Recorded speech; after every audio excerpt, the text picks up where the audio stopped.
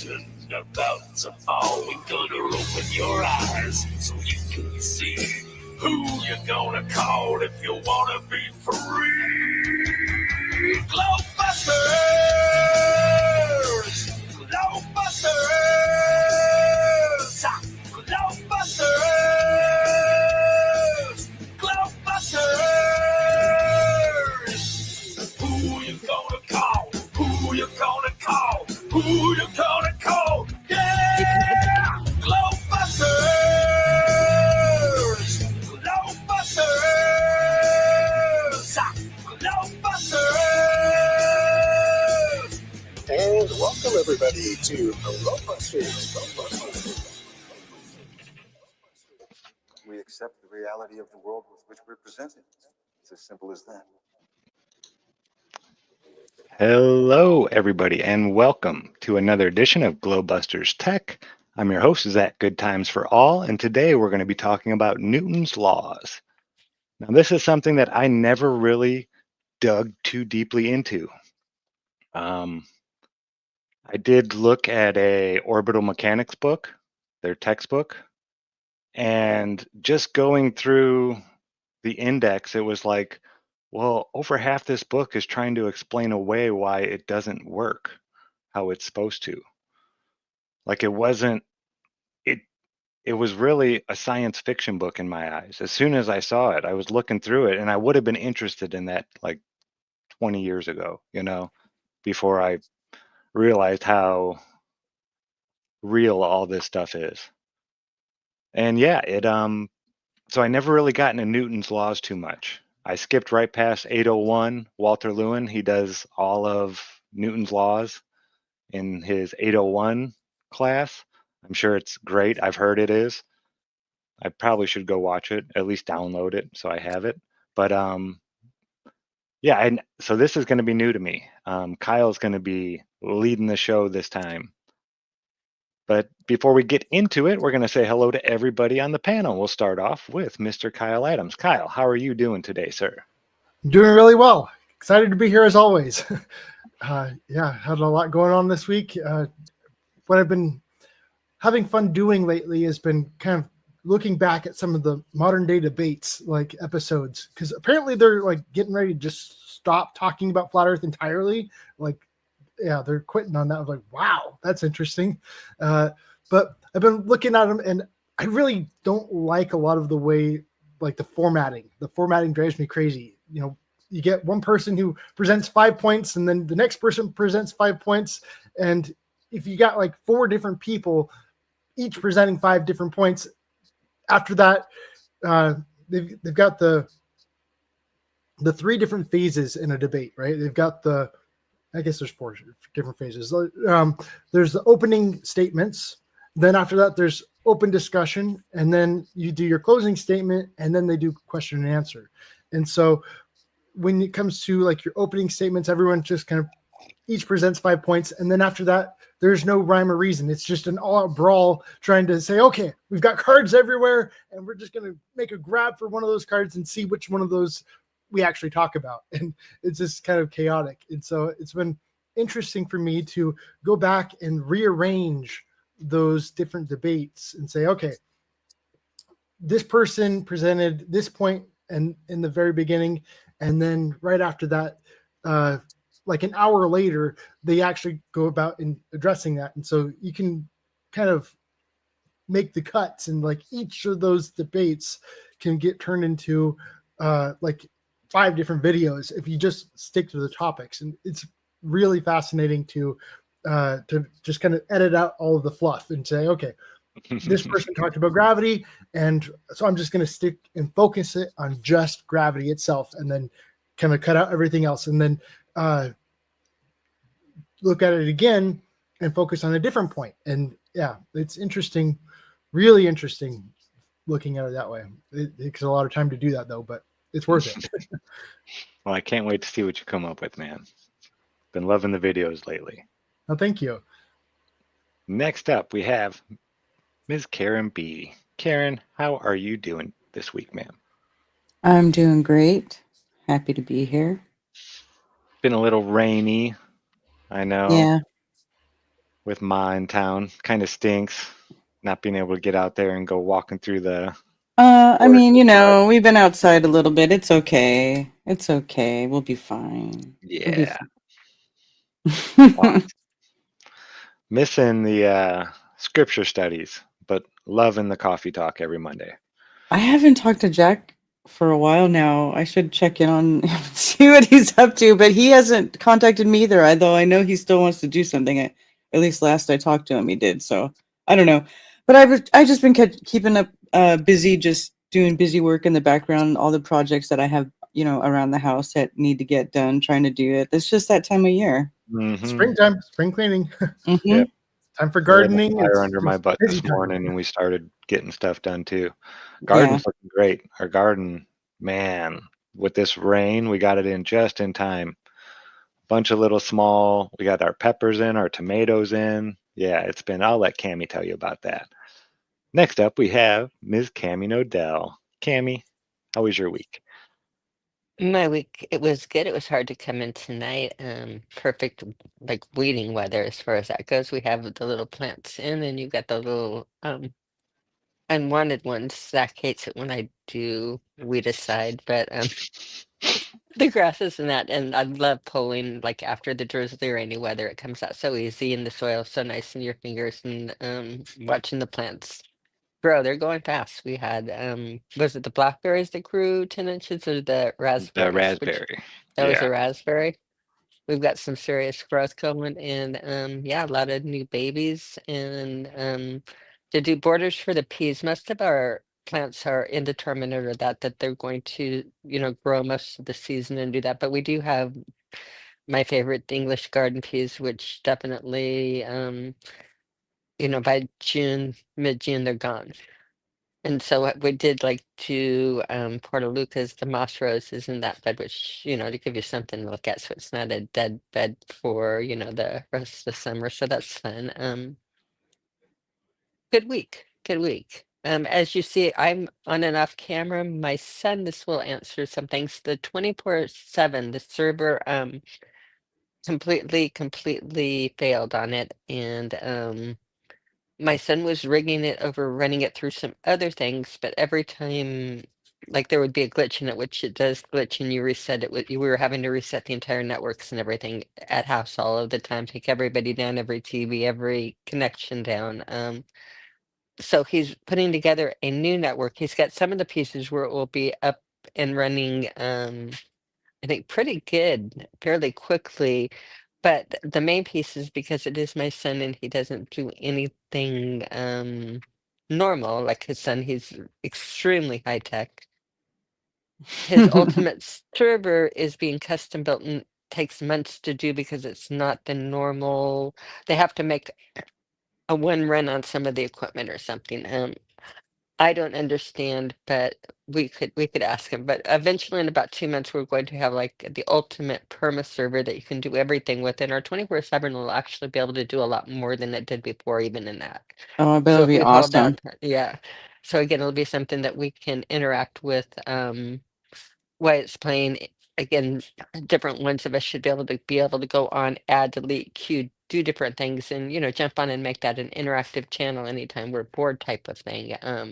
As a open workout channel with that. Find a good video, stop, see what the crowd's doing. You guys, you got to see this. Stop what we're doing in that. Busting into it. So that is good. Karen, it before we go into the show and planting seeds. I think I would love to, with your reading and how clear the voice is, go through like the classics of the Iliad and the Odyssey, in chapters Mhm. and discuss it. I think again, your voice and your calmness and that clarity to it. What language is that first written in? It was written in Greek, and I think the transcripts are, I don't think there's as much lost in the transcripts as there is in, again, doing the Bible and that, as much as we really just aren't all that familiar with the stories, and we don't understand that these were, for centuries and centuries, this was an oral story that they're saying was written down around 700 BC, but this was something discussed, referred to in all of all of the different societies, not only the Ionians and the Greeks, but again throughout the different Bronze Age civilizations and that, and referred to as we refer to the Bible. Hmm. Again, they had discussions, intellectual, the Alexandria, the thing, again, different religions, different theologies, the smartest of the smart, again, gathered for over centuries discussing and taking apart this book. And they were saying, is it myth? Is it real? Is it, it was their history. So I think it's interesting how much reverence those books had in history. To go back, I know that I read them in either eighth or ninth grade, maybe. When do you read these? I was in an advanced My class, so I didn't. son's reading it in ninth grade. In My ninth son grade. is, yeah, he's in ninth grade and he's reading it right now. Right. And so I know And we my covered. daughter already has a copy because she asked me for it. And also, just a side note, Cami, well, you'll find this hilarious. Look at this.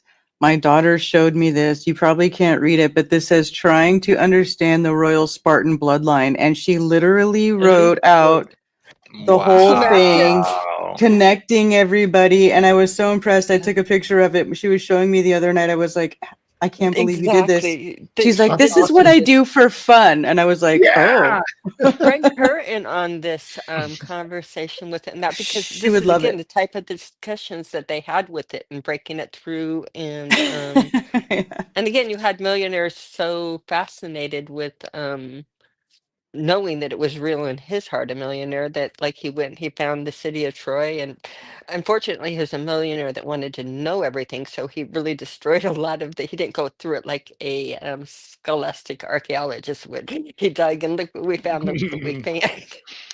Yeah. But again, even them Smallest finding device this. was a shovel. There were no little brushes and Mhm, the little tiny mhm. pickaxes and And now they feel like they've found the city of Arata, the pretty from again these times, these mythical cities. Now we're getting down and finding the ruins of them. And again, the one thing that's an area I've been going through the ancient histories, the Bronze Age, which again we're talking some of the area I'm talking about is 7,000 BC, 3,000 BC. Again, you're very early, and these people at 7,000 BC, what did they had? They doing had amazing things. four-wheel chariots and two-wheel chariots, and in fact, they were saying that the four-wheeled ones and the horses and the building things, and they had long houses and again, all of the societies, we forget when we have the horse and buggies here that again, that was just to open up the frontier. There were steam engines Hmm. and big houses and mansions and And all of the hydraulic. luxury. They also Yes, used hydraulics. Yeah, it's pretty hydraulics. Yeah, interesting. Yeah. yeah. The most they're now finding in the ruins, the hydraulic systems from the moat. Now it seems like when they diverted the rivers, it wasn't just to make a river around it. It made like a electricity or flowing plumbing, all of the things for the city's heating, air conditioning, the way that they set it up. They set things up very, very smart. Again, when we think of caveman and Neanderthals and that, I think these are all different transitionary periods. Like you get chased from a city or things like that. Again, you have to transition. You transition and you lose your stuff until you can rebuild it again. You make ship tools and that. But yeah, the tools in the Bronze Age and that were amazing. The tools going back to 7,000 BC, amazing. Prior to that, even more amazing because again, we find things that are so amazing. But again, we talk about the Tartarians and that. How could we have civilization before us? And of course, there's ruins everywhere. Um, but that's not Newton's law. That's not Newton's law at all. I'm gonna let Kyle do Newton's law. And if I go on and off screen tonight, it's because my son is working on the server and the server's right there. He does not want to be on the screen, so that's reaching in who I'm talking to. Can I turn your camera off, Mom? Yes, but it's for a good cause. And with that, welcome Kyle. Welcome everybody to Newton's laws. Well, real quick before we start, Hmm. this Saturday I'm going to try something out here on the GLOBEBUSTER channel. I'm going to do a GLOBEBUSTERS weekend update. I'm going to call it. Might just be like an hour long, but I'm going to have like in the description, all the weekly shows, I'll mention them. I'll bring up the people's channels like Karen B with Coffee Talk on Monday. Nathan Oakley doing Flat Earth debates, the 24/7 server, just anybody that's constantly doing Flat Earth stuff. I'm going to put them in there and mention it. And then all the Flat Earth videos that I do it all the time anyway. I just never seek out, but I check every day for Flat Earth Today, videos that were made today about Flat Earth. And there's a lot of them that these people I've never seen before. I just watched one today, a young man doing his first observation that he recorded, long distance observation. He said, I've done it Oh, cool. before, but I never, yeah, there's still people out there all the time. And I just want to, share that with the community, because I know we all get stuck in our little places, our channels and everything that we go to and watch all the time. But there's a lot out there. There's so Well, it's many hard to people out there find. talking Flat Earth. Yeah, it is. It is. I mean, I have to YouTube go doesn't through a make it lot of easy. garbage. There's a lot of garbage I have to sift through, even Yeah. doing it that way. It used to be the best way to do it was Flat Earth Today. And now, because you wouldn't really get that much garbage. And now it's like full of garbage, like so much stuff that has nothing to do with Flat Earth, but they'll put it in somewhere in their hashtags or whatever, their tags. So I get all kinds of crazy videos. I'll show you. But yeah, I'm going to try that out Saturday morning. I know there's not a whole lot going on Saturday morning. Maybe it'll be an hour, maybe it'll be 2. And Flat Earth songs. I've been finding 3 new Flat Earth songs this week. I find right now is a really important time to be talking about kind of the Flat Earth news, because so many people today are still thinking that Flat Earth is a dying movement. And the more that we show the kind of activity that's going on in the Flat Earth movement, is the more we can show that it's definitely not dying. There's actually a lot of people who are still today waking up to the Flat Earth movement itself, and oh wow, their eyes are still being opened. And yeah, it's a continual process. And so yeah, I'm really happy that you're doing that. That you're a big rapper came out and did an interview and was talking about Flat Earth. And I saw it like every day. Oh, Monday. Wiz Khalifa. Yeah, Wiz Khalifa. That's his name. Yeah. He was, and he went on this long talk. It wasn't just a short thing like, hey, I believe there's flat, but he was like, talking about it. And I don't agree with everything he said. I don't either. But, he was talking about it, and now there's a lot of people talking about it that wouldn't be. It does make people talk about it, yeah. Yeah. This is like phase 2 of the BOB thing, right? BOB is what. Yeah, it was a little bit like that, yeah. When BOB went in and became a flat earther, that's really what got Neil Tyson talking about it. And he never talked about it before then, as far as I'm aware. But yeah, so when big celebrities like that start talking about it, it turns a lot of heads. And so this is a time to be really kind of eyes on the field. You know what I mean? Yeah. So expect that Saturday morning. It'll probably be, maybe I'll do it at 10 so Kyle can get home and watch instead of being at his last hour at work. I know that last hour at work is frantic. We'll see. Yeah. Now, if Jack comes back and wants to do scripture at any time in that I period, know that's you why have I to was going to switch your start it at 9. That's why I was going to start it at 9, but we'll see. We'll see. We can move that around because, yeah, scripture was my Saturday go-to. I mean, you're messing with my reality here, so. Well, we still got to figure out what we're doing. All right. All righty. Well, saying all that, Kyle, it is all yours, sir. Fantastic. Okay. So I really wanted to start this one out by talking about peer review. Okay. A lot of those anti-flat earth trolls, the globalists, they love to say, oh, well, where are all your peer-reviewed papers? Right? How many times have you heard that one, right? Where are all your peer-reviewed papers? And we don't really have, I think, Karen, you mentioned once having like a flat earth peer-reviewed paper out there, but we're not really all about getting it in journals, okay?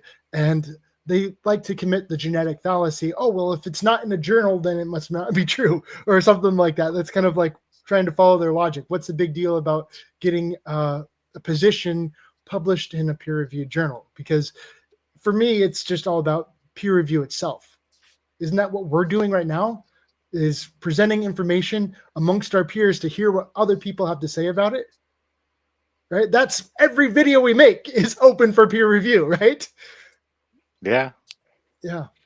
That is So the the other thing definition. with being published and that most of it is, I mean, and they've even caught it, most of it is scholastic fraud at this point, that they're pushed by their jobs to have to publish so many papers and get peer reviewed in order to be a professor at this study and that. And a lot of it is AI. And again, it's not passion induced in that. This is like part of the, it's not really advancing science in that. They've got so many AI papers. yeah. Yeah. And So, plagiarism as and well. plagiarism and that, again, it's like having to do a lot of it is just checking off your little boxes in order for your job, because in order to advance in your job, you have to have the peer reviewed and that. It's turned away from, to me, the meaningfulness that it used to have to a game now. And even those deep into academics will even say what a game and that it's turned into in a way. I mean, it's lost a lot of the juju and the respect in that. And plus, you're right, they do not open it to ideas that would go blatantly, would shut down entire lines of astrophysics. And again, to think about what you're talking about with flat earth, and again, you're not going to allow anything. Why would they allow anything like that? That would why would anybody want to look into it seriously in academics when you're talking about invalidating their heroes? Well, yeah, and you can't even, I mean, you can still be a heliocentric, but I believe it was they were in India, these astrophysicists, Mhm. and they were just trying to explain that the Big Bang didn't happen the way that it's, explained today, that it was different. And just because of that, they couldn't get it peer reviewed for publishing. Mhm. Nobody would peer review any of their papers. They couldn't even get it. The publishers wouldn't even look at it. They were like blackballed. Well, they won't touch it. It's very again, the sciences are very corrupt. They're very money oriented and driven by funds and again, research grants and that. And so you're messing with again, and most of it, again, you'd bring it in, it's driven by pharmacy and that. So that's a hard place. You can get your foot into it, but to me, it doesn't mean what it used to mean. Like the schools, if you look at graduating from MIT or graduating from Harvard right now, it doesn't mean what it used to mean. The meanings of things change. So the peer review, to me, I've lost respect for the way they do it. I've lost entire respect for the way that they play the game. So that type of peer review, and you're right, what we're doing in open discussion, that is reviewing and opening it up. You almost have to make a Yeah, I don't think I new. agree with anyone wholeheartedly on everything. I don't think there's anybody out there I've ever seen that's like everything they said is like, oh, yep, I agree. I agree. Yeah. Yeah. And I think that's really important to do, is to include those other opinions and views out there. Right. And so the last thing I want is to be surrounded by a whole bunch of yes men. Right. And so, Karen, you're really great at standing up and speaking up. If you see something that you disagree with, you're cool with that. And I like that. I like that about you. You're pretty good at not being a yes man by any means. And so, yeah, if any of you guys have any disagreement here, I really want to hear about it, because that's what makes this honest peer review. I don't want just people not along with everything I say here. And so I'm really, really interested in hearing your opinions on all this. And if I'm totally wrong, let me know about it. And so, when it comes to peer review, I also have to say there's no magic thing about having it on paper, or there's no magic thing about having it in a journal. It's not about where your information is published. It's a matter of actually getting the information out and hearing other people's opinions on it, right? I want to test this and hear other people's thoughts on it. That's what makes it peer review, is just that openness and getting it out there and then receiving feedback. That's what makes it peer review, is trying to get feedback on it, continually going out there to hear other people's thoughts and opinions on it. That's the important thing. It doesn't matter what format you're actually presenting it in, or what medium you're presenting it through. If you're out there doing a public speech and asking the audience for that, that's peer review just as much as any typed up paper is, right? So I'm not all about being biased concerning the media or medium that you're trying to communicate with. So people love, oh, you saw it on YouTube, right? No, come on. Don't be biased against YouTube. It's just a media or a medium for communication. That's it. So just because you heard it on YouTube doesn't mean it's automatically wrong or anything like that. Yeah, who should I trust? The news? Who's been caught lying to me? I've caught them lying to me. Yeah. You know, I can't even count how many times.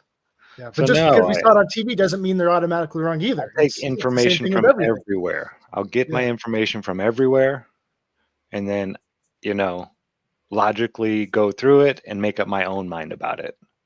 That's how, like I said, I can't think of one person my whole life that I've ever agreed wholeheartedly about it with everything. Yeah. It just, everyone has their own different views on it. What's your favorite flavor of ice cream?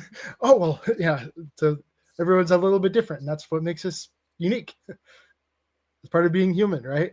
We're not all the same. all right. Newton's laws. What do you got for us, Kyle? Okay. So there's a lot of different websites out there that talk about Newton's laws, and I'm getting these particular descriptions directly from NASA, okay, because they're my favorite to criticize, kind of what is their views on Newton's laws. And so I've got the 3 laws written right here, and down below I've got just their description. So right there, it's right here, okay. But we can start with Newton's first law of motion. An object at rest remains at rest, and an object in motion remains in motion at a constant speed and in a straight line unless acted upon by an unbalanced force. Okay, so when we think about that, it being a law, okay, what is the standard to break that law? I don't think enough people think about that. Okay. If this is the law, then what is required to break that law? Does anything come to your mind when you think about this? Can you see that well enough? Yeah, what about just even throwing it like a softball where it goes into an arc or that? In other words, if the constant stream and straight line is only dropping something straight down, it doesn't account for something going sideways or a wind or any type of effect on that. Well, the first thing that popped into my mind is, what if you had something on a platform, don't apply any force to it, and just remove the platform? The force was always being applied to it. There wouldn't be any extra force applied to it, but it would move after that. Okay. I don't know. That's just where my brain went. Okay.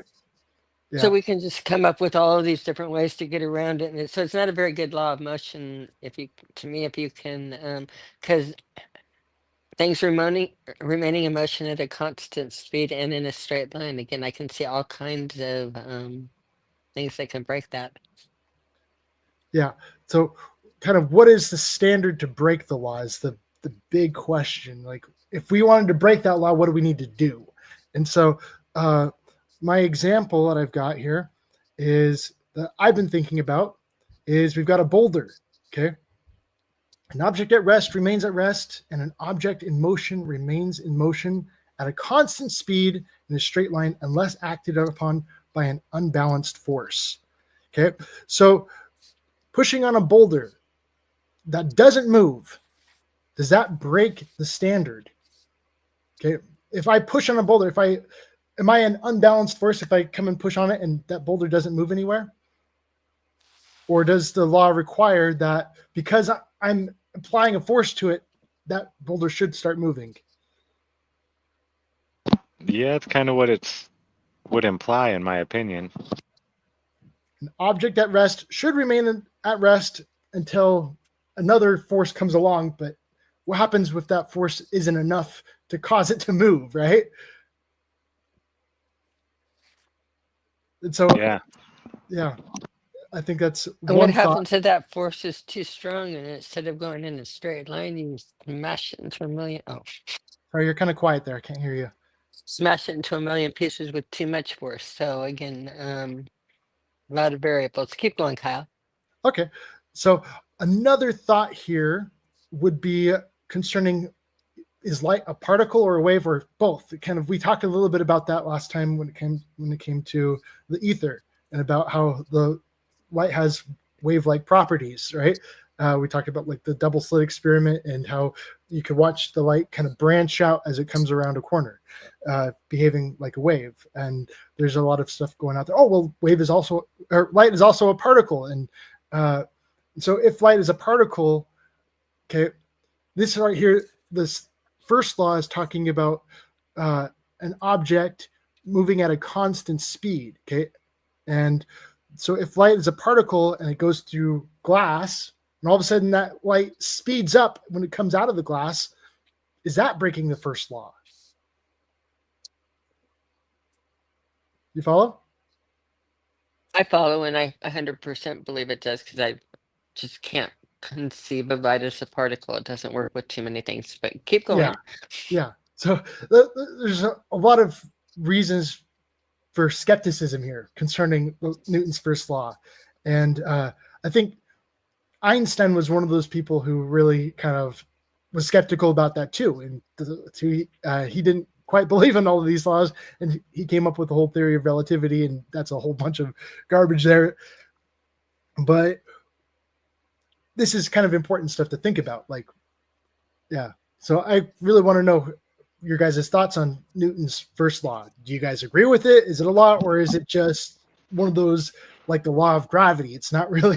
It's been considered a law for many years, but if you really look into it, the law is broken in so many ways. Now, was Newton referring to the lights in the sky when he wrote these laws? Like when he wrote the laws of motion, was he talking about here on Earth these laws apply, or is this to like orbits and things like that? I think it kind of goes with To both. everything Kind of laws of universal? motion in general. Okay. It's kind of towards everything. I could be wrong on that. Now, Newton did write a book where he really got into the laws of motion, and his book is called Principia, if I'm not mistaken. And that's kind of a really big deal right here. And I'll kind of drop something right now that we'll probably come back to later. Okay. And so this is an excerpt from Newton's book Principia. Okay. And this is concerning inertia, which is all about this first law. The first law is all about inertia. And inertia is an object wanting to remain the same. Okay. And so if it's moving at a constant speed, it should continue at that constant speed because of this law of inertia. And if it's just sitting at rest, it should remain at rest because of this law of inertia. And so right here, this is a really interesting insight, okay, concerning Newton's views on inertia. Okay, he says, upon which account this vis inertia, okay, which is his term for inertia, which kind of retranslated that to these days, may by a most significant name is called vis inertia, or force of inactivity. But a body exerts this force only when another force impressed upon it endeavors to change its condition. Okay? What's special about this highlight right here is Newton is specifically referring to inertia as a force. Okay, that's a really, really big deal. Inertia as a force. Any other thoughts on that? Things that come to your mind? I wouldn't see it as a force. I would see it as, just a whatever you want to call it. What happens after a force has been applied to something? Okay. What's a force of inactivity? Because it says a force of inactivity. Force of inactivity. It's kind of, from what I understand here, it's kind of a resisting force. So if you got like a But that boulder, would be doing something though. Inactivity. So what inertia is just potential, isn't it?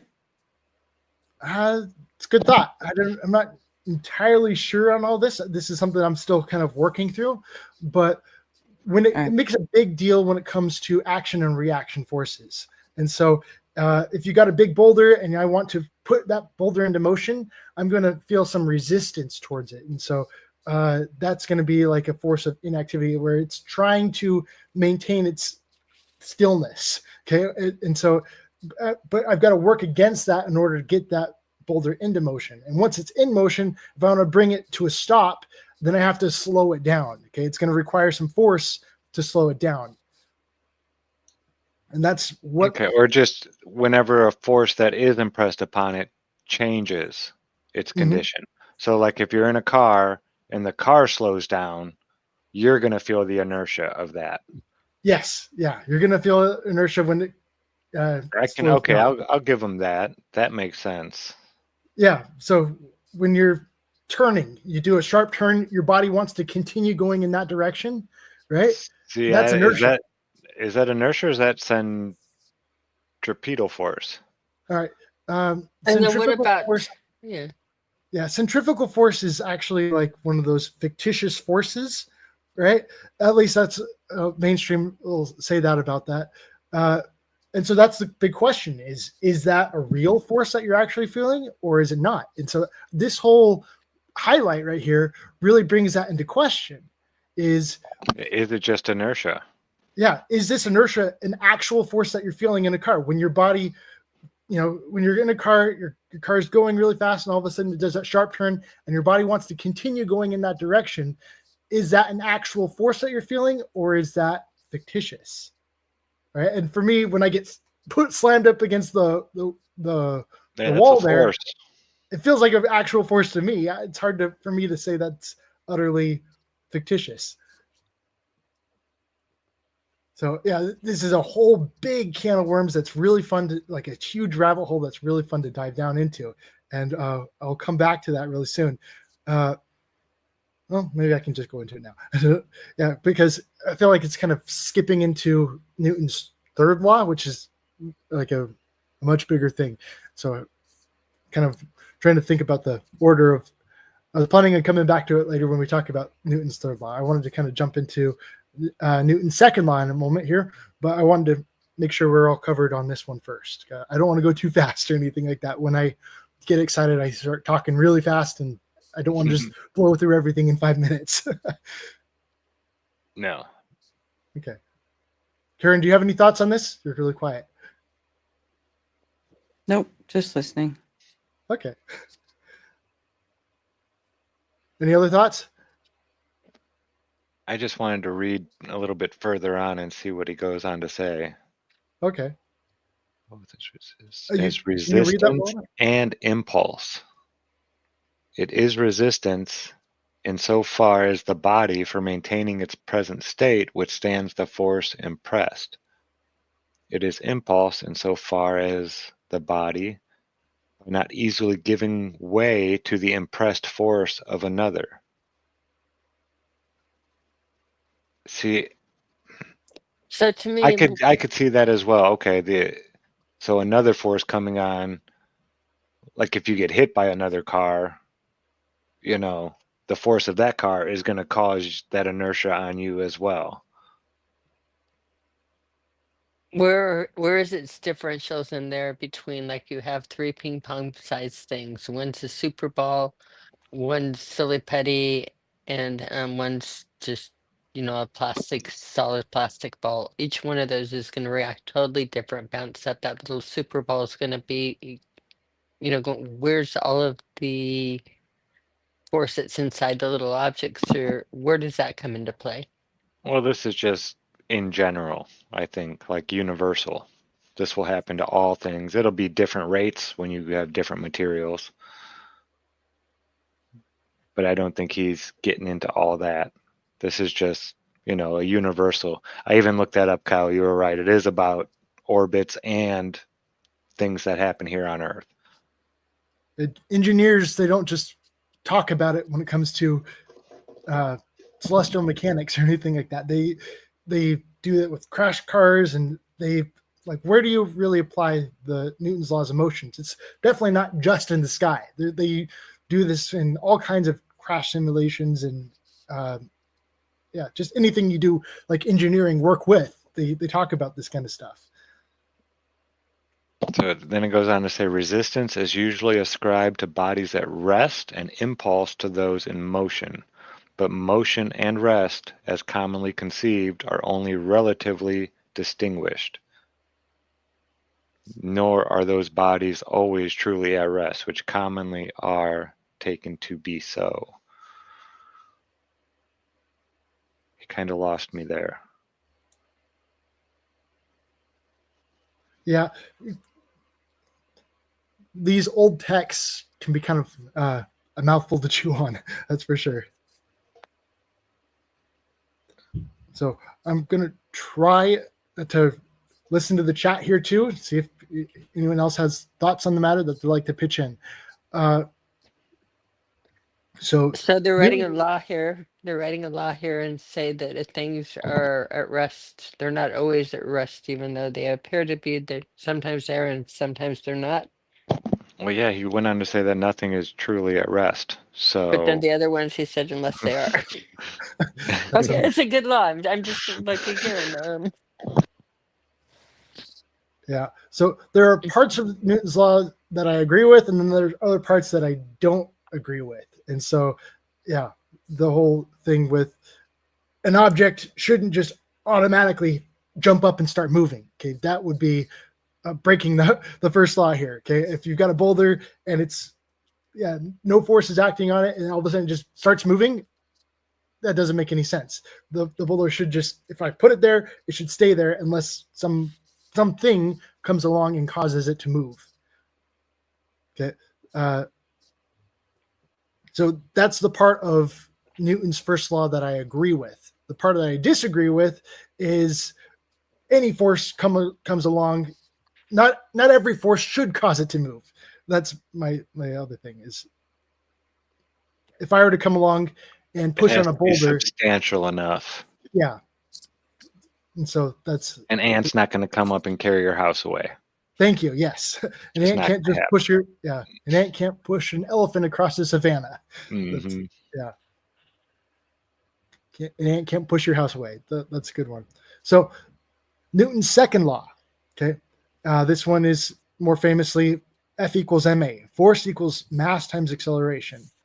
The acceleration of an object depends on the mass of the object and the amount of force applied. Okay. So when it comes to laws, they need to be very specific. When it comes to, like, even in the legal system, okay, comparing to the legal system, every little word has to be carefully defined. And so, okay, when we say this word, this is what we mean by that. And they actually come up and do the whole addendum thing where they have to go out and define every word that they use when written in the law, right? And so when it comes to this law, how specific are they? Okay, force equals mass times acceleration. Okay, so the force of what equals the mass of what times the acceleration of what? That's a huge question right there, right? It's not very specific. And so I talk a little bit about that when it comes to the equivalence principle. That's a really big thing. And so Brian Cox did his famous bowling ball and the feather demonstration. And the equivalence principle is saying that it should be the same. For if I were to drop the bowling ball, and if that bowling ball were to remain still and the earth were to rise up to it, okay, the math should be the same for F equals ma if the bowling ball is actually moving towards the earth, right? And so when I really trying not to mess up my words on that. I'm trying to be very clear because it's easy to get this one jumbled. Okay, so we got the bowling ball moving towards the Earth or the Earth rising up towards it. That's the whole Einstein's equivalence principle, right? He's saying that the mass should be the same both ways. And so I'll probably come back to that really soon, but I wanted to hear your guys' thoughts on this one too. The force of what equals the mass of what times the acceleration of what? So however much force it takes to make that mass accelerate is, so that means the more mass you have, the more force you're going to need to get it to accelerate at the same pace as something with smaller mass. You won't need as much force to move that smaller mass. So take it like something pushing a rock. Say a guy's pushing a 500-pound rock, and he can apply only so much force to it. Well, he can only get it to move so fast, that 500-pound, rock rolling it. Whereas somebody bigger with more force can move that same rock faster, can make it accelerate faster.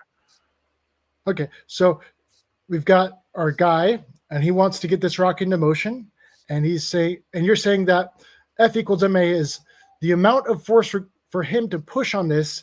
So there's the amount of force he's applying to the rock. Okay, and then there's the mass of the rock and the acceleration of the rock, and so we've got the force of two different things. So you're not saying that the rock has any force. It's about the amount of force required to get that. No, it's just the mass. The rock is just the mass. Yeah, we got the mass of the rock. And the only force is applied from the guy pushing it. The acceleration is the outcome of that force. Now, the acceleration is the outcome of the force. Okay. Now, if you have a bigger person pushing that can push it harder with more force, they will be able to accelerate it faster. Okay. And then if you wanted to have them accelerated at the same pace, the two different people, you would give the bigger person with more force a bigger rock until so that's where the MA works out. If the mass goes up without the force going up, then the acceleration is going to go down. And vice versa. So we have force of the man equals the mass of the rock. I'm going to change that to okay. So I'm trying to say that a little bit slower. Okay. The force of the man equals the mass of the rock and times the acceleration of the rock. Yeah.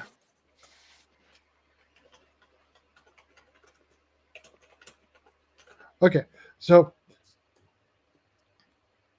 I'm going to think about that here real quick. If that's the case, okay, if this rock, he's pushing on the rock is not moving, okay, because it's too heavy for him to push. Does that mean the force of the man is, so we got A is 0 over on this side, okay? The rock obviously has mass. Does that mean the man is not applying any force to the rock? No. Because F0, so 0 is acceleration, right? M times 0 equals 0.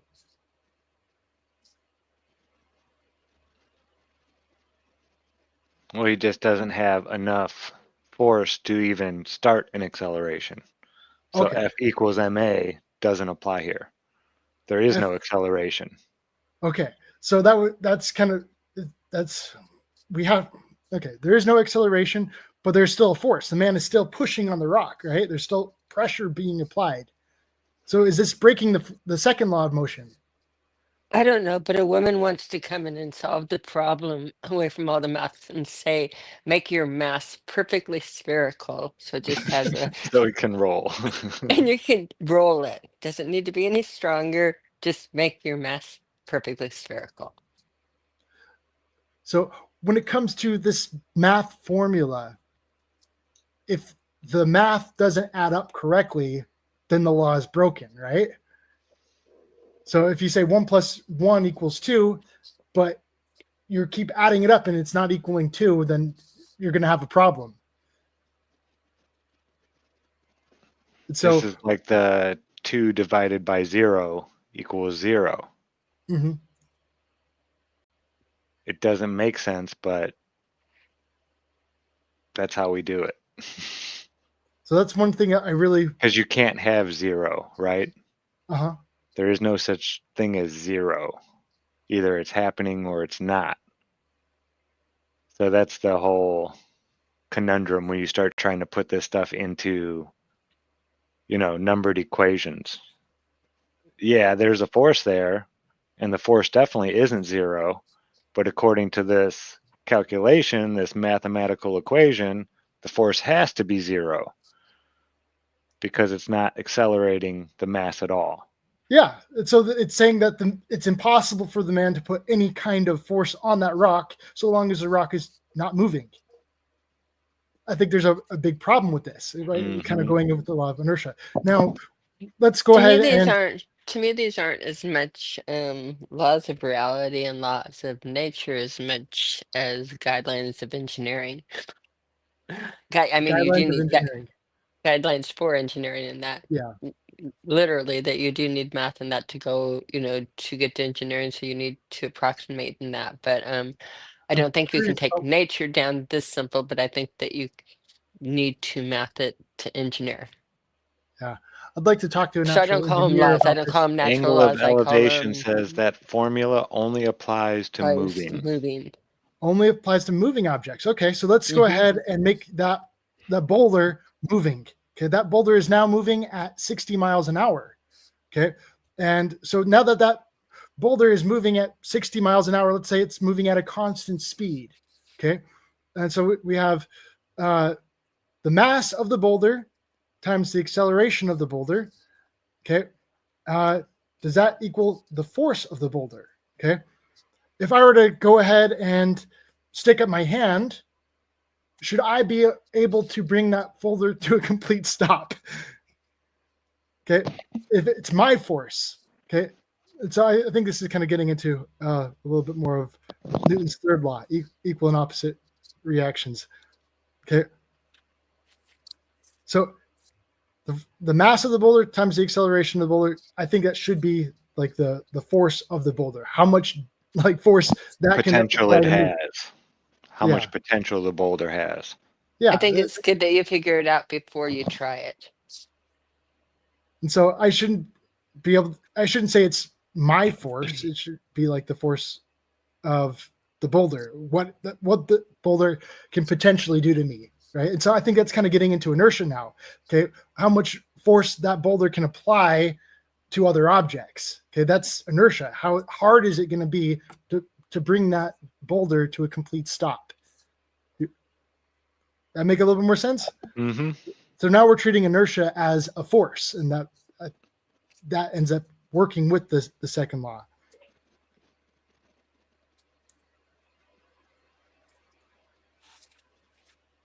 So, yeah, I think that kind of covers that one. So the big question here is like, what is required to break that law? What is required to break the second law? We can continually think about that because, and we'll think about that as we kind of move on to this next one. Okay. Well, we already know that things fall at different rates. Mm-hmm. They can be the same size, right? Of the same amount of mass, but being a different element, they fall at different rates. Yeah, I'm thinking about even like different rates in different part of the world. Mm-hmm. It's not just these different elements all fall at different rates, but they all fall at different rates depending on where they are. That's the whole claim about like gravity, right? Or is the whole gravity? If gravity is different in different places, then an object should fall at a different rate in different places, right? Mm-hmm. Yeah. Or we can get more into electrostatics in there, and where if we've got more electrostatic potential over here than over there, then we're going to have a change. And when it comes to things like side by side, if they're under the same kind of potential, because it's about the same in the same area, then they should both fall at the same rate.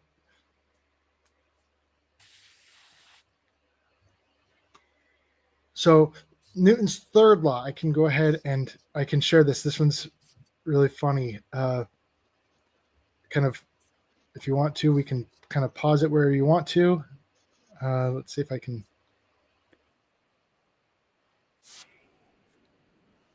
Sorry about that. Let me try to share this.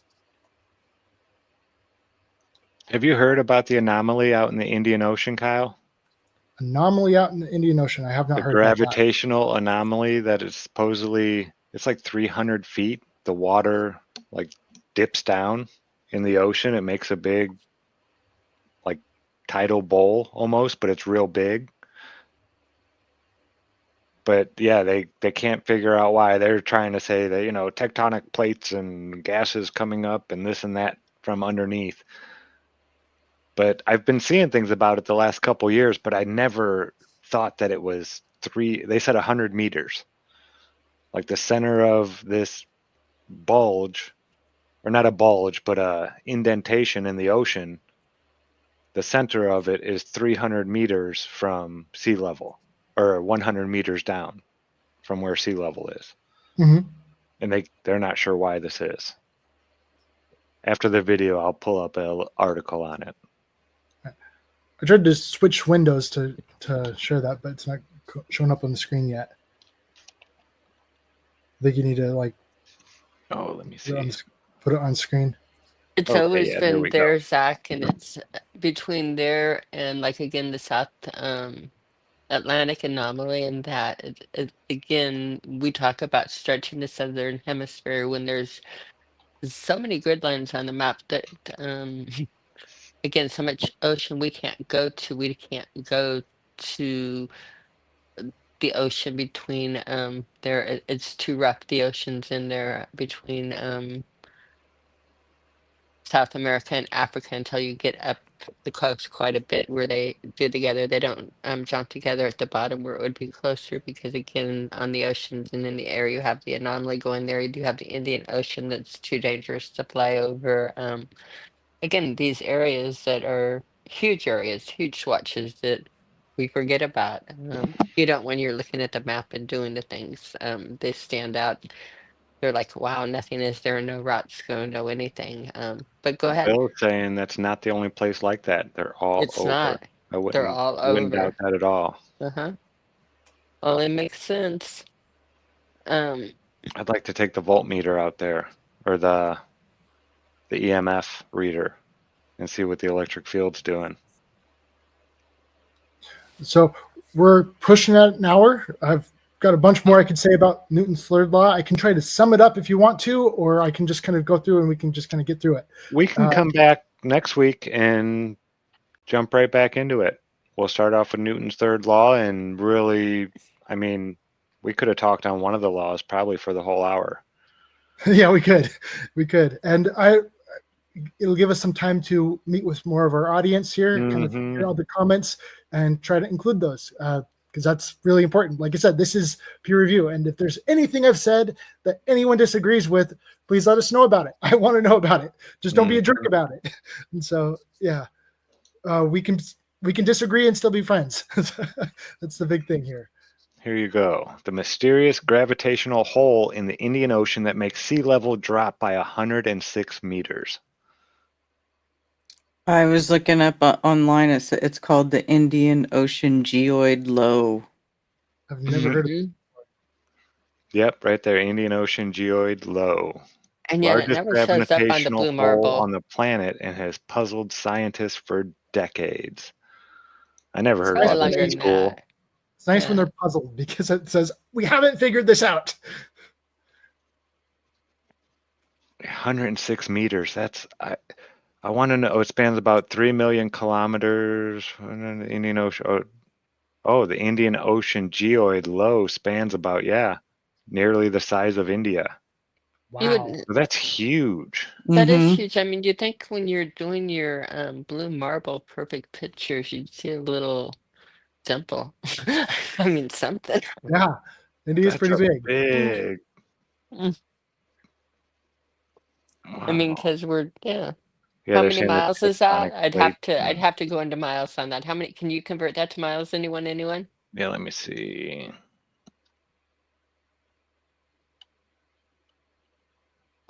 3 million, what is it? Kilometers squared equals 1.2 million square miles. wow. And how deep is it? How many meters was it deep? 106. Almost 350 feet. That's a dimple. I mean, that's a dimple. A Wow. divot even. I mean, Gravity is a small divot. 0.005% weaker. Yeah, okay. It's weaker, but Yeah. then it's It's pulling the water down harder, so Down. I guess it's weaker there. Wouldn't it be Weaker a and stronger bulge at the if it doesn't was make same weaker? sense. time. Yeah, Doesn't it'd be make a Plus, I'd love to bulge. see It's the a ball. drop If it was test. weaker, it would be. You're right. It would be like the water would want to go up. Maybe all the water went up to the clouds, and that's why it's drained there. Oh, it's connected to all the other oceans. Hmm. On a flying, spinning ball.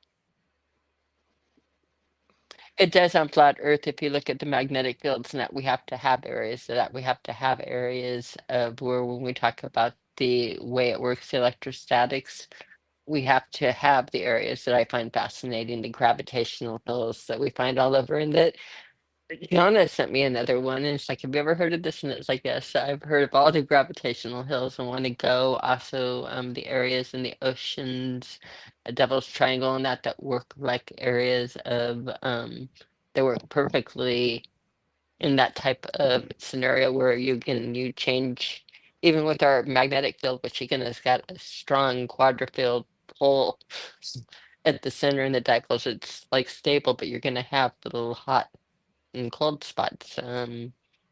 Why? Because we're not on a spinning water ball. It's flat, and chat asks if electrostatics causes a dimple like that. It Yeah, can. It absolutely absolutely. can. All The ground matter, isn't the same everywhere. There's different You can materials show and him, different Zach. ground.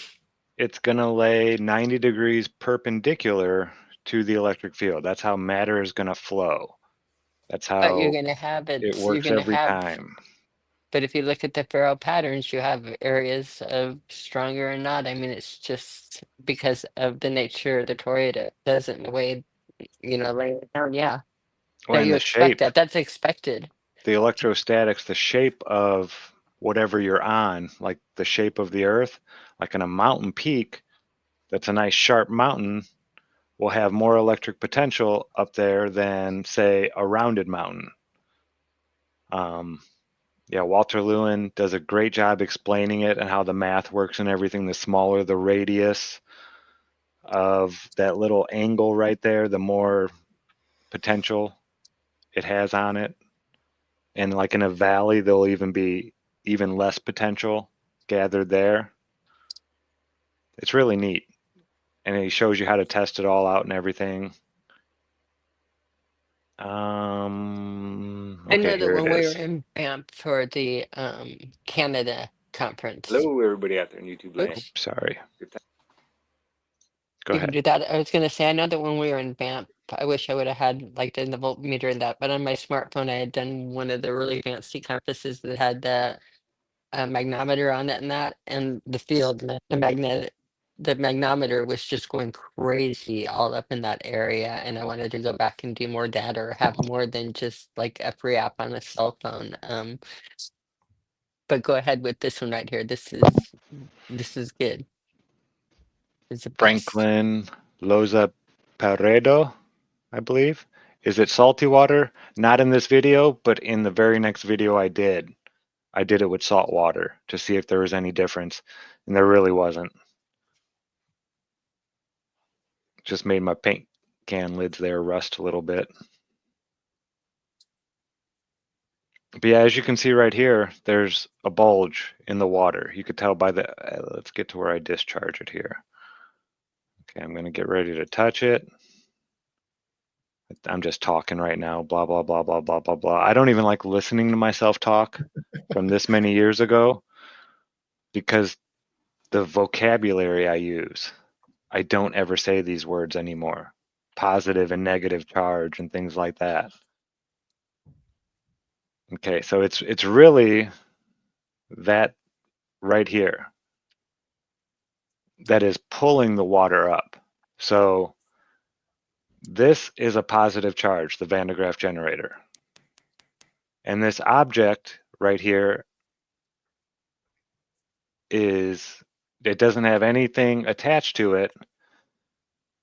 So let's see, positive, negative, positive.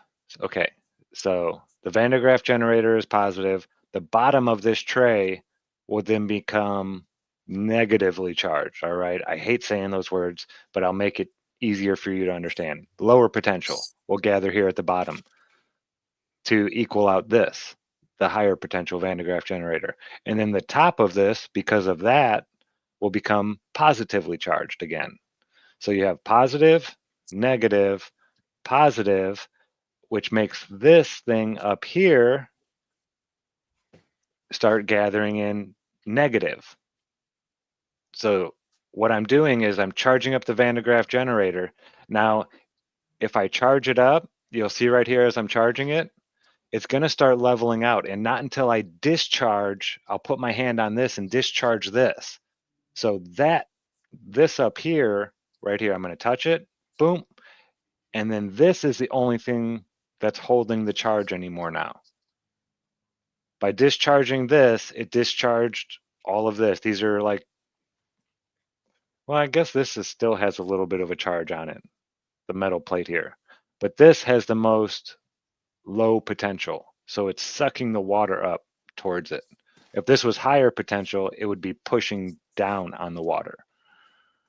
Like more gravity, right? That's what they should be saying, that these are higher. I don't understand why you would have a bulge like that or a indentation if there was less gravity. You would think that would create a bulge to come out more like this if there was less gravity there. But that's how I did that. The low potential up here is really why we see the bulge happening in this shape, is because these field lines are coming down like this off of this circular object right here. If it was a flat plate, we wouldn't get this bulge because the field lines would be parallel. But since it's this shape, the lines coming down into the water, remember, it's always going to touch the surface. The surface is going to lay 90 degrees perpendicular to the, so if you have it flat right here, the water's perfectly flat, it means that the field lines are coming straight down 90 degrees.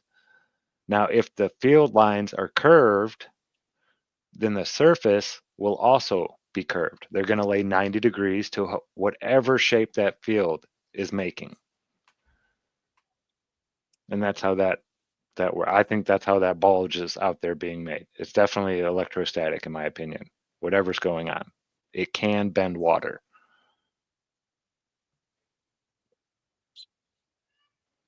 All right, and that'll be enough of that one. No, that's like a good place to start on that one. I have a rabbit hole to go down, and I'll talk to y'all about it later. But that gives really, really cool potential, Zach. Cool potential to like what we're looking for in the sky. Thank you for the good explanation. Mm-hmm.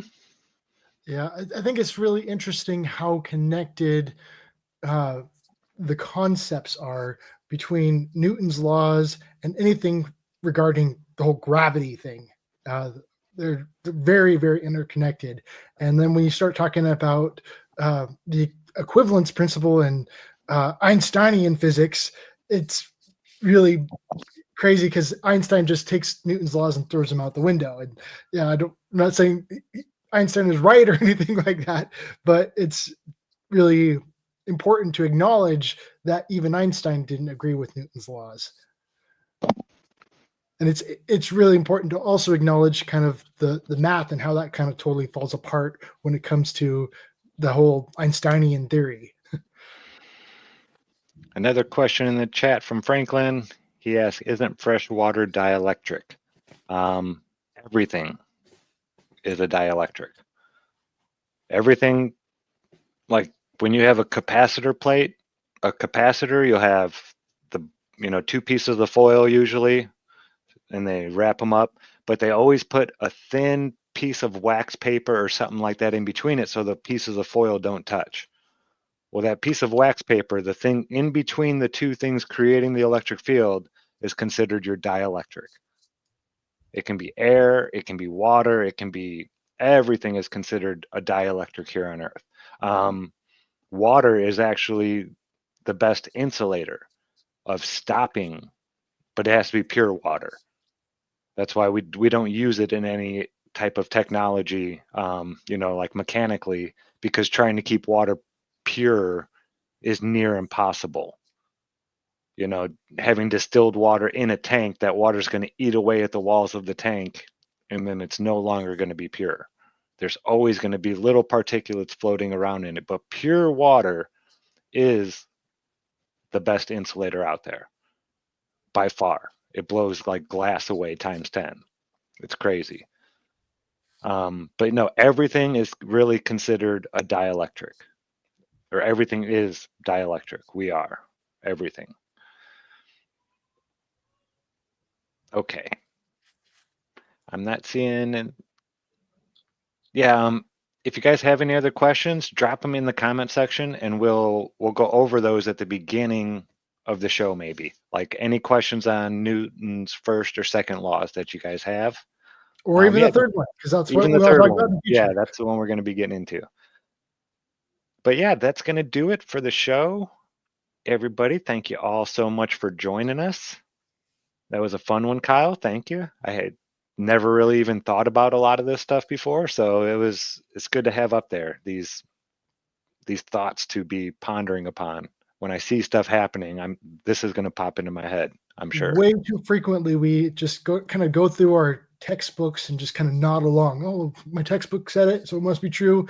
And once you start to have your eyes open to flat Earth, it just opens your eyes to everything. And you want to just kind of go through those textbooks and question everything. Why are they saying this? Where are they getting this information from? What led them to these conclusions? All very important questions to ask. And that's when you really have to consider, like, I always think back to what my college teachers would say to me: don't let school stand in the way of your education. That's a great saying. And don't forget, Saturday morning, if you have any channels that did any videos this week I might have missed, or any videos you saw on Flat Earth this week, this is going to be, if it does seem like something that I want to keep doing, I'll do it weekly, and I'm only going to cover videos and things that are happening within the last week. We'll check out Mark Sargent's videos he put out on meetups and stuff like that. Any new Flat Earth songs we see out there this last week, videos from people. I'm sure there's going to be ones that I miss. So if there's anything out there that you want to be seen on Saturday, or at least have me show to other people, drop it in the comment section below. All right, so Kyle, what you got coming up this week, man? I'm kind of thinking about kind of what I was talking to you about before in the very beginning of this episode, how this week I've been looking at different modern day debates, and I like organizing them into a way that just focuses on one point and kind of watching the way people respond to that. And so I might do something along those lines coming up in the future here. Just focusing on one point and seeing how people respond to that. In modern database, yeah. Excellent. Big shout out to Leland Wilt. Now I see, yeah, it wasn't saying tips are not working test. Well, much love, Leland. It's showing that we got all 3 of the tips, but it only popped up once where it actually said that there was a tip received. Yeah, I know. I'm sorry, man. I'm sure they're working in the background on it. Still some bugs over there on Rockfin. But Leland, we love you. Thank you so much. Always a pleasure seeing you there. We appreciate it, friend. And Karen, I know you're busy with Ma in Town and springtime happening. Yes. Will we have a coffee talk this Monday? Yes. There will be a coffee talk this Excellent. Monday. Yeah. Can't wait. Awesome sauce. I know you're working on all kinds of stuff in the background. Did you see the video of Brian today? Looking Yes. all grown Yes, up I did. and the big boy suit All on and everything. professional. Yeah, I'm so proud of Brian. He's doing I bet great. he's going to be really good at that. Oh Brian yeah. could sell snakes to, whoever. I mean, he could sell anything to anybody. He just has that personality about him. He's very social. He can just come up and start talking to anybody, it seems like. He's very That's a big part charismatic. that's a big part of sales. Mm-hmm. I told the young gentleman, we've been getting all these people that come by and want to sell doorbell cameras and this and that. And this one young man, he was young too. He was like 19, maybe 20, like fresh out of school. And like, I'm good at knowing, you just say no and all that stuff. But he was really good about the way he did it. Like, I had to step back for a second, like, no, I never said I was going to buy it. He's like, okay, so how many should I put you down for, this or that? And I was like, man, you need to become a salesman for something else. Go find something that costs a lot of money and sell those, because you are a salesman. Like, you know how to do this. Certain people just are like that. I had a buddy like that when I was young. They could sell snow to Eskimos. Yeah. All right. Well, I can't wait for Monday. Cammy, All right. what do you got coming up this week, ma'am? Oh, we have my voice is going. Excuse me. We have the countdown to Liz coming. 10 more days. I'm excited. What's Very, the very countdown to excited. Liz? Liz, the is Iron coming Maiden's coming to visit Oh, from sweet. Scotland. Yes. She And thinks so it's just going to be 6 weeks, but we're going to keep her forever. we're gonna keep her.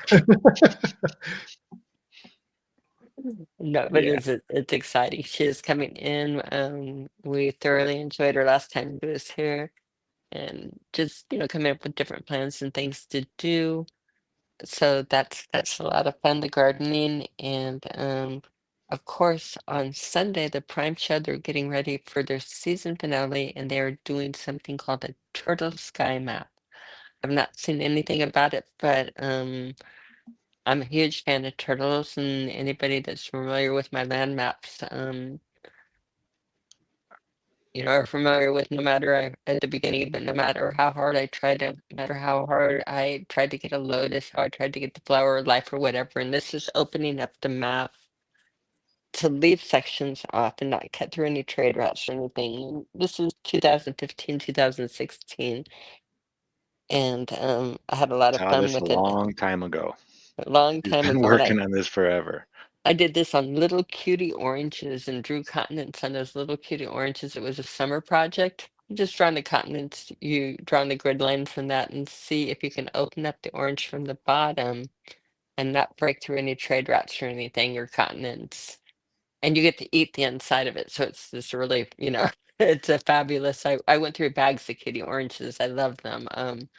But no matter how hard I tried, I couldn't get anything but a turtle. Mandarin And we oranges, I did. believe, for those of you out there. Pardon? I said Mandarin oranges for those of you out there. Yeah, the little ones, the ones that I was that were like called little I don't know, they had a cute sound to it, but little orbits or something, literally like that. But again, there were we were doing, it was an ellipsoid, a flattened ellipsoid or whatever. So I'm looking at ellipsoid type little fruit, and little cuties are good to work with. So again, to peel into it, you could do it with other things too, but it's most enjoyable with the little cuties, or again the little mandarin oranges. Good stuff. So I we'll slipped up see what they do with the earlier. sky. This is called Flat Earth Romance. I'm going to end the show on this one. This is by Histaro. Only 5 subscribers over there. I just saw Flat Earth. I think it's mostly instrumental. I listened to about half of it, and I was like, yeah, this is okay. But it's real pretty, and I figure we might start doing something like this. So thank you, everybody out there. Hope to see you Sunday for GlobeBusters Prime Time. And y'all have a great rest of your week. Hold on. Can I say something real quick? Yeah, absolutely. Okay. I didn't quite communicate this earlier, but it just kind of came back to me. Good thought. I want you to think about. Okay. So we mentioned earlier, the second law is F equals ma. Okay. The force of the boulder is the mass of the boulder times the acceleration of the boulder. Acceleration is a change in speed. Okay. It's kind of slowing down, or speeding up. Okay. So if that big boulder is moving at a constant speed, okay, it stays at 60 miles an hour. Okay. Then that has no acceleration because it's not speeding up or slowing down. It's just going at the same speed. Right. So it's really not the force applied to the boulder at all. It's the force that the mass has because it is accelerating. Okay, so in this case, the boulder is not accelerating because it's going at the same speed. Okay, it's going. So how do they do this with orbits and that? Because that's centrifugal motion, and you can't do that in a straight line. And we're only talking straight line motion. So how are they applying this to space? Yeah, when it comes to space, I'm not entirely sure. But I'm kind of focusing just here on the ground. Yeah. So think of the mass. Right? You have the mass. The more force it has, the faster it will be accelerating. Okay. So it's not a force applied to it. It's a change in speed. It's kind of speeding up. Well, no, it's the force of that mass, the amount of force that it has in it. Okay. The inertial force is how much force it has in it, how much damage it can do. So if the mass is bigger, then the acceleration part would also go up as well. It would accelerate faster if it was bigger with that amount of force in it.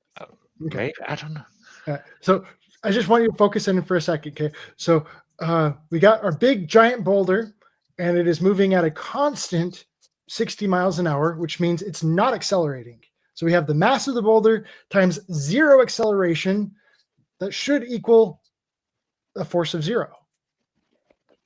And so if I were to go up and put my hand out in front of it, stop, boulder, it's got a force of 0 now. The force of the boulder equals the mass of the boulder times the acceleration of the boulder. So I should be able to put my hand up, and I don't have to fear that boulder anymore. It's a force of 0. It's not going to hurt me, right? That's kind of like the whole math thing. So yeah, kind of coming down to understand what does this really mean is a big deal. And so I want you to, that's a good thought to close on, and we can come back and talk about that more next time.